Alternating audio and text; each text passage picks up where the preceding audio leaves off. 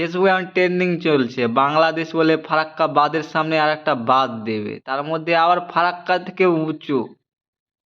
মানে কথাগুলো শুনে মানে সবার তো এমনি হাসি পেয়ে যাচ্ছে। ওরা তো এমনি এটা কিনে খেতে পারছে না এই জিনিসটা।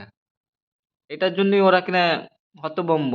বাজারে এত দাম, ইন্ডিয়ার পেঁয়াজ এত দাম, ১০০ টাকা, ১২০ টাকা। তোরা পেঁয়াজটা খেতে পাবি না। আর বাঁধের স্বপ্ন দেখছিস। তোরা স্বপ্নই দেখ ভাই। তোরা তো মানে বাংলাদেশের নিয়মই আছে স্বপ্ন দেখার। ওরা আইসিসি ট্রফি কিচ্ছু পায়নি। এশিয়া কাপটা তো পেয়েছে কি? পেয়েছে কি? পেয়েছে কি? পেয়েছে! পেয়েছে! পাবি না তোরা। স্বপ্ন দেখতে থাক। স্বপ্ন দেখা ভালো। স্বপ্ন না দেখলে ফের পাবি না, না? এই যে এটা।